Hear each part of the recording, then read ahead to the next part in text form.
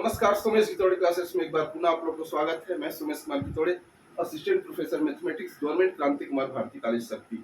एक बार आज पुनः हम लोग, चूंकि अब सेट एग्जाम मात्र 4 दिन बचा हुआ है, तो एक रिवाइज देखते हैं कि इस 4 दिनों में आपकी रणनीति कैसी होनी चाहिए।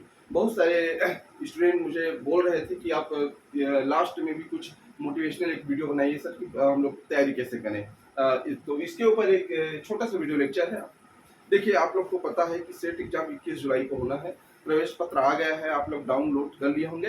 तो सबसे पहले तो आप अपने सेंटर का पता कर लीजिए, कि उसका लोकेशन पता कर लीजिए कि कहाँ कहाँ पर सेंटर है, ताकि उस दिन आपको जाने में हड़बड़ी ना हो। आसानी से आप अपने सेंटर में 1 घंटे पहले आप निश्चित रूप से अपने सेंटर में पहुंच जाएं, ताकि वहाँ किसी प्रकार का कोई दिक्कत आपको ना हो। साथ ही साथ आप अपना आईडी प्रूफ जो है ओरिजिनल लेके जाएं। कोई जो भी आईडी प्रूफ है, चाहे आधार कार्ड हो, पैन कार्ड हो, ड्राइविंग लाइसेंस हो, ये जो है उसको आपको ओरिजिनल लेके जाना है। साथ ही साथ यदि प्रवेश पत्र में आपकी किसी प्रकार का त्रुटि दिखाई दे रहा है, तो उसका भी आप एक शपथ पत्र बनवा के ले जाइएगा। फोटो साफ नहीं है तो फोटो भी एक अलग से आप लेके जाएंगे। चलिए देखते हैं। जो सेट एग्जाम है, आप लोग जानते हैं कि सेट एग्जाम तो पाली में होगा।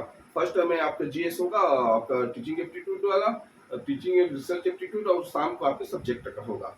इस प्रकार से होगा। तो देखते हैं हम लोग पहले पेपर को जो तैयारी है वो आपको कैसे करना है। इसमें आप जानते हैं कि 50 प्रश्न आते हैं। आपको पता है कि 50 प्रश्न आएंगे। एक प्रश्न 2 नंबर का होगा, 100 नंबर के क्वेश्चन होंगे।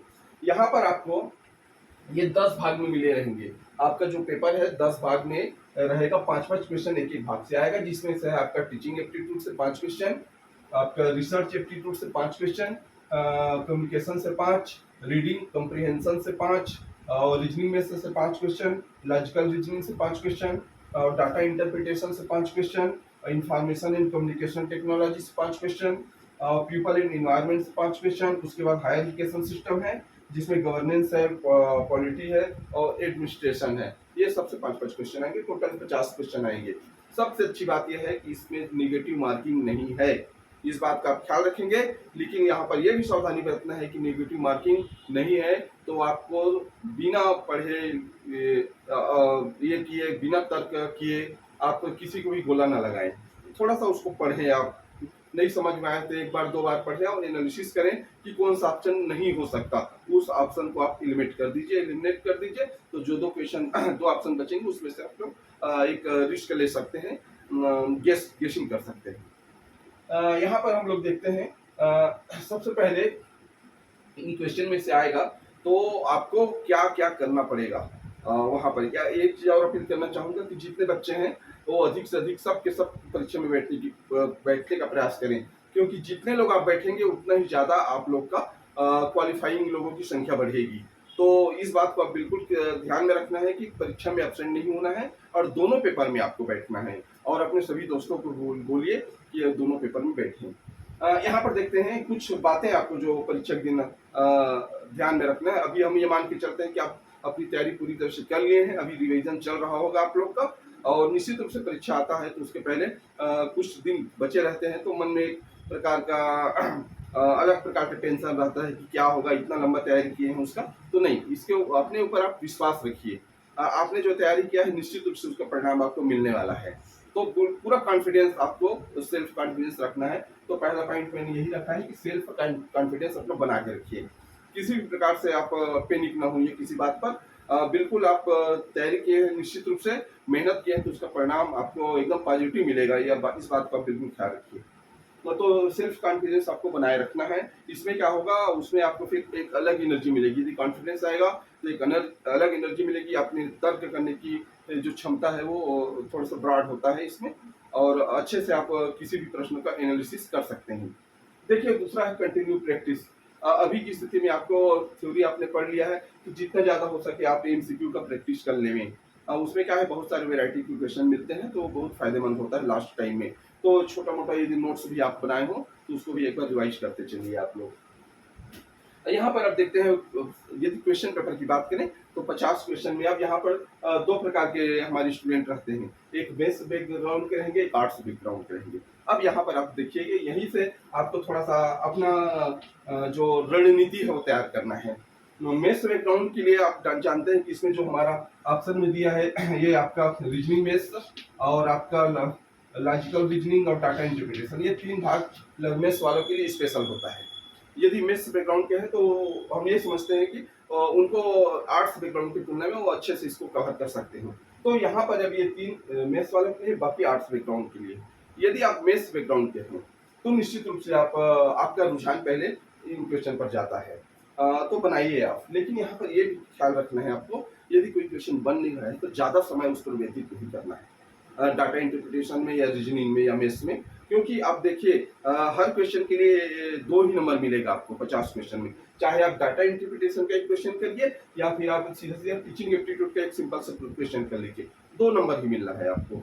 तो यदि आपको गणित समझ नहीं आ रहा है, क्वेश्चन नहीं बन रहा है, तो उसमें टाइम बर्बाद न कीजिए, क्योंकि इसमें यदि टाइम बर्बाद कर दिया तो इधर के क्वेश्चन में आपको परेशानी होगी, उसको समझने में परेशानी होगी। इसलिए आप जो टीचिंग जो मेथ्स वाला है पोर्शन यदि बन रहा है तो एक बार में देख लीजिए बना के, नहीं तो उसको फिर छोड़ दिए रहिए, बाकी सब क्वेश्चन सॉल्व कर लेंगे, उसके बाद फिर लास्ट में उसको देखिएगा।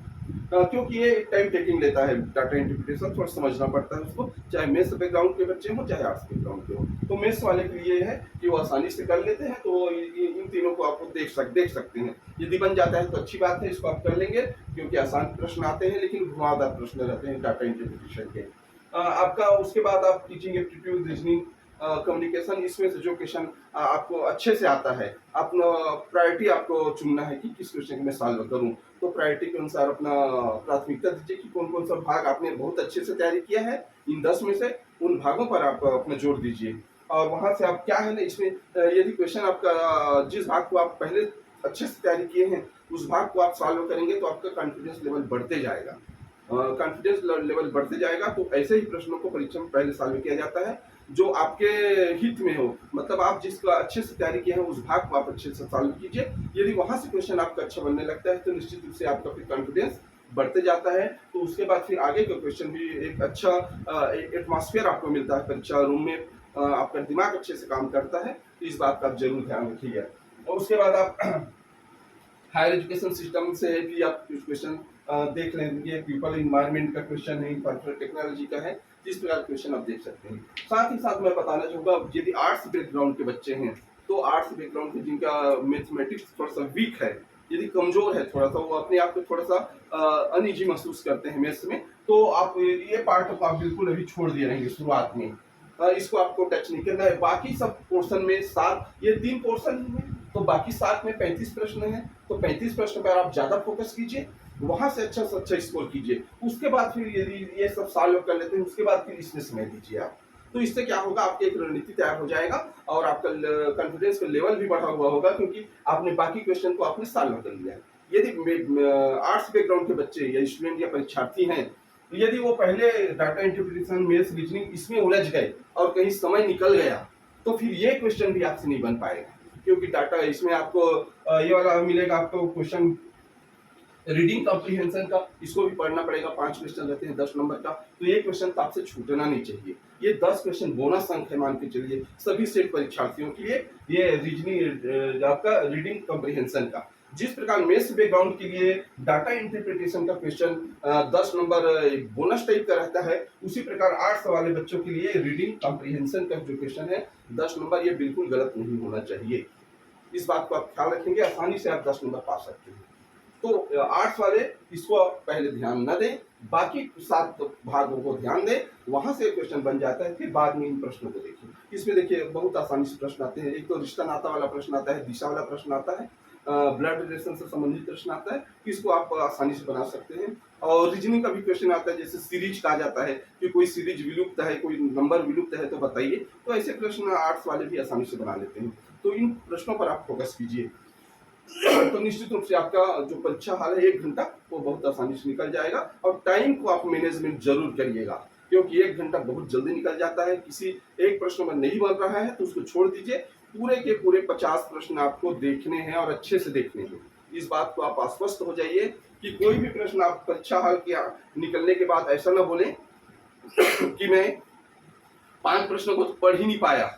ऐसा बहुत से स्टूडेंट बोलते हैं कि मैं 5 प्रश्नों को पढ़ ही नहीं पाया, 7 प्रश्नों को पढ़ ही नहीं पाया, डाटा इंटरप्रिटेशन में पूरा समय गया। तो इस बात को आप समझिए, जहाँ पर टाइम टेकिंग है उसको आप छोड़िए, जहां एक एक वन लाइनर का क्वेश्चन है, उस ऐसे प्रश्नों को, बाकी प्रश्नों को पूरा देखना है आपको, और दो दो बार, मैं तो कहता हूं कि कम से कम एक एक प्रश्न को दो दो बार आप पढ़िए, उसके बाद गोला लगाइए, क्योंकि बहुत सारे क्वेश्चन निगेटिव टाइप के होते हैं, तो वहां फिर हाँ नहीं में दिक्कत हो जाता है। तो हम लोग क्या है, हड़बड़ी में गलत जगह ओएमआर में साइन कर देते हैं, गोला लगा देते हैं, बाद में तुरंत हमको पता चलता है कि नहीं इसका उत्तर तो ये होगा है। तो बात इसीलिए बोल रहा हूँ कि दो बार पढ़िए, कम से कम हर प्रश्न को दो दो बार पढ़िए, तो इससे आपका क्या है, उस प्रश्न के प्रति कॉन्सेप्ट है एकदम क्लियर हो जाएगा।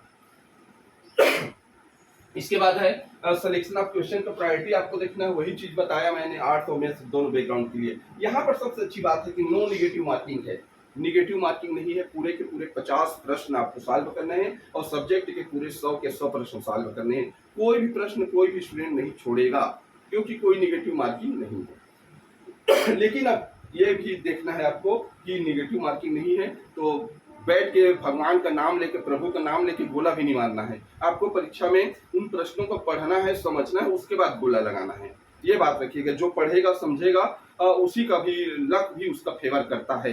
तो बिना आंख बंद करके गोला भी नहीं मारना है। बहुत लोग करते हैं, मैं आंख बंद करके अपनी इष्ट देव को वो आराधना करके गोला लगाते रहते हैं, वैसे में कुछ होता नहीं है। तो आप पढ़िए, समझिए, उसके बाद फिर उन क्वेश्चन को सॉल्व कीजिए, और अपना कॉन्फिडेंस लेवल जरूर बनाए रखेंगे। मैं एक बार पुनः आप लोग को बताना चाहूंगा कि ये जो तैयारी है आपकी अपनी तैयारी है, और बहुत जल्दी आप अच्छे नंबरों से क्वालिफाई होने वाले हैं। सभी परीक्षार्थियों को मेरी ओर से अग्रिम शुभकामनाएं और बेस्ट ऑफ लक, और आप बहुत अच्छे से तैयारी करेंगे, इसको भी मैं मानता हूं। और मैंने ऐसे बहुत सारे वीडियो अपलोड किए हुए हैं, आप देख सकते हैं। और मेरा चैनल यदि पसंद आए तो लाइक शेयर सब्सक्राइब जरूर करें। अगले वीडियो लेक्चर में हम गेस्ट लेक्चर पे जो वैकेंसी आया है महाविद्यालय में, उस पर बात करेंगे। तब तक के लिए